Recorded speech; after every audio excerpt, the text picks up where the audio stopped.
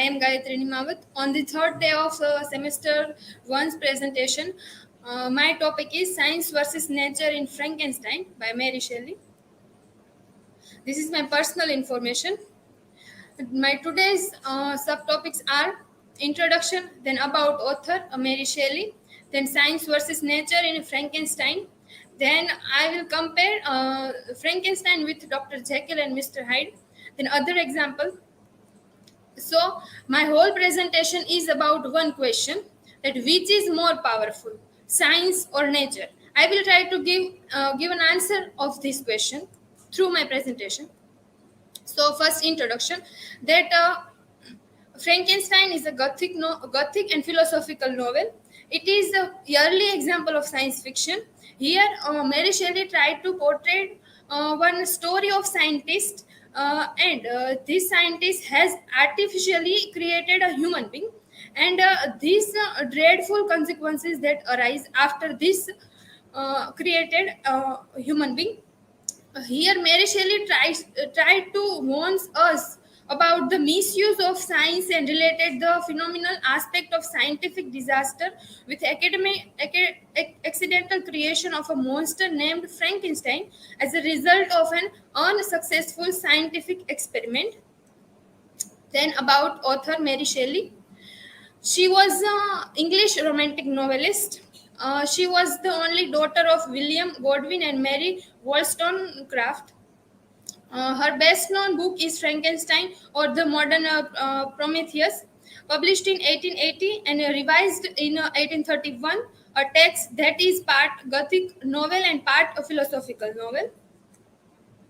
Here, the science versus nature in Frankenstein, the perils of scientific interference with nature. In the article of Richard Holmes, science fiction, he said that Victor's thrilling discovery of the deep antecedent of science. Through this antecedent of science of Victor, this whole story is created. This created Victor Frankenstein was trying to create a human being who looks like us, and that's why he collect various body part of human being from dead bodies, and the result was very dreadful and very tragic. He trying to accomplish his mission by going against nature, and creature declare himself Frankenstein unique responsibility, because Frankenstein created this creature, and then after he leaves him. So creature wants his real identity. That's why he said that he was the Frankenstein's unique responsibility. Then this novel was the claim on science.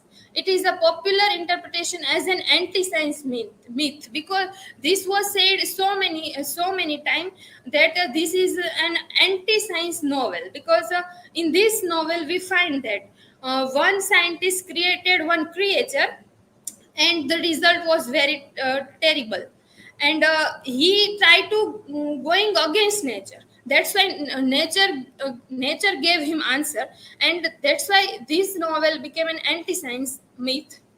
Then privated, here we find three main purpose, that it is uh, perverted science, then Victor Frankenstein playing to god, and Victor Frankenstein messing with nature.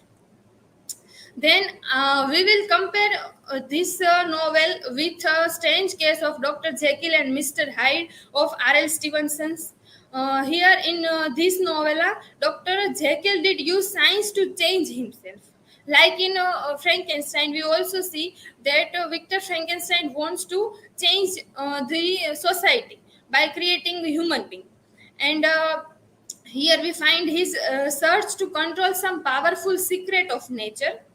And here R.L. Stevenson portrays a strange and imaginary conception of a dual human personality. Dr. Jekyll wanted to enjoy his inner self. He was a famous and popular scientist. That's why he was not enjoying his self. That's why he created his inner self as Mr. Hyde, and this became dangerous for his self. And like Victor Frankenstein, Dr. Jekyll also tried to messing with nature. Then we had comparison. We had comparison of robot movie in previous presentation, and I have taken one other example, a Ravan movie and a robot movie. In Ravan, that scientist or that developer of game played by Shah Rukh Khan, he developed one video game, and this here he wants to portray real character of real human being, and that's why he created two human beings, two character like human beings. One is Jivan, and other is Ravan. And his son said that you have to give more power to villain, and that's why he gave more power to Ravan than Jivan, and it's became very terrible for him. He have to lost himself by this Ravan. Ravan get alive after completed this character. And likewise in Frankenstein, Victor Frankenstein want to create a human being, and it was going terrifying. It was going terrified with him, and the other was a robot. Here the scientist played by Rajnikant, and he created one robot Chitti. At the first of on the first starting of the movie, Chitti was very good robot, but after that, by villain character, he was changing her his self and became very terrified, and at the result, he going very terrified and creature type of thing. And here in this Frankenstein novel, we also find this portion also. To conclude, we can say that the science portrayed in this novel never reached any human positively as did nature, and nature knows what was best and will make things right.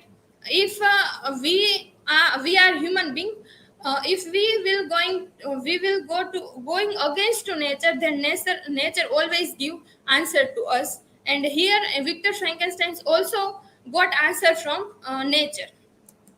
Here is my citation. Thank you.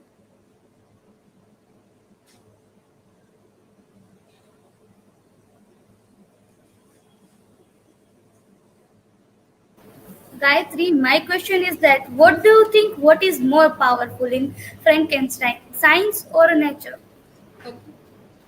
According to me, nature is more powerful, because nature created us. We never created nature. And if in Victor Frankenstein we find that Victor Frankenstein trying to going against nature, and the result was very terrified. He lost his everything. He lost his all near family member and friends. He have to give his life also. And that's why we can say that nature is more powerful than science.